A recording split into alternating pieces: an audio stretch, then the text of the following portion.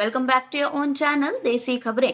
Serial ये रिश्ता क्या कहलाता है में अब अरमान ने डिसाइड कर लिया है कि वो अभीरा का साथ नहीं छोड़ेगा और अब इसी के चलते अभीरा और अरमान पोद्दार हाउस छोड़कर जाते हुए नजर आने वाले हैं।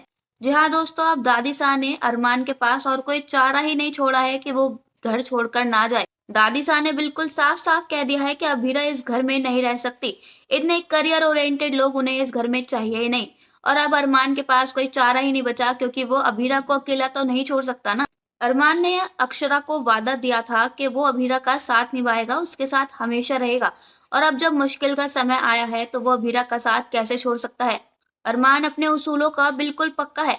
वो कभी भी अपने उसूलों के खिलाफ नहीं जाएगा, चाहे कुछ भी हो जाए। अरमान और अभीरा के जाने की बात सुनकर सब बहुत ज्यादा दुख में है। सब मासा को मनाने की कोशिश कर रहे हैं कि मासा मान जाइए और अरमान को यहीं रोक लीजिए। अभीरा से गलती हो गई, उसे माफ कर दीजिए।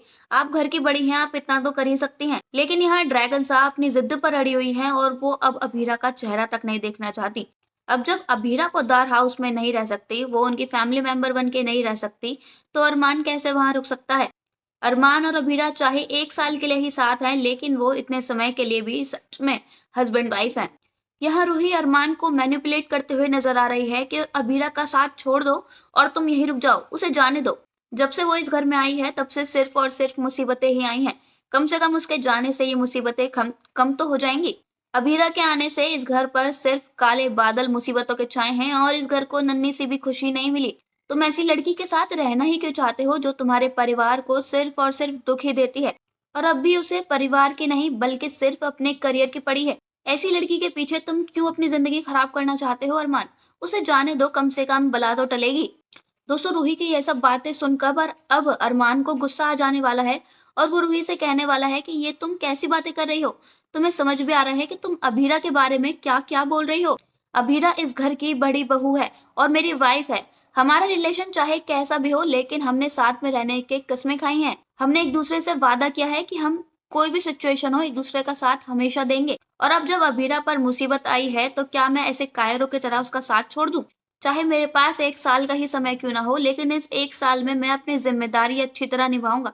मैं उसमें कोई भी कमी नहीं छोड़ूंगा, चाहे उसके लिए मुझे कुछ भी करना पड़े। यहाँ तक कि चाहे उसके लिए मुझे अपनी फैमिली को ही क्यों ना छोड़कर जाना पड़े। और दोस्तों, यहाँ अब अरमान और अभीरा ने ये पक्का फैसला कर लिया है कि वो अब इस घर को छोड़कर जाएंगे ही। यहाँ सब उन्हें रोकने की कोशिश करते हुए नजर आएंगे, सबकी आंखों में आंसू होंगे, लेकिन वो सबको नजरअंदाज कर जाने वाले हैं। दिल भारी तो उन दोनों का भी है, लेकिन उनके पास रुकने का कोई ऑप्शन ही नहीं है। दादी सा का फैसला अब अभीरा और अरमान को किसी भी हाल में मानना ही होगा। दोस्तों, यहाँ विद्या का तो रो रो कर बुरा हाल हो जाने वाला है। उनके तो दोनों बेटे ही चले जाने वाले हैं। रोहित का तो कुछ पता ही नहीं है कि वो जिंदा भी है या नहीं। और अब अरमान भी जाने वाला है। यहाँ अब अरमान को जाते हुए देखकर विद्या भी एक बड़ा फैसला करते हुए नजर आने वाली है।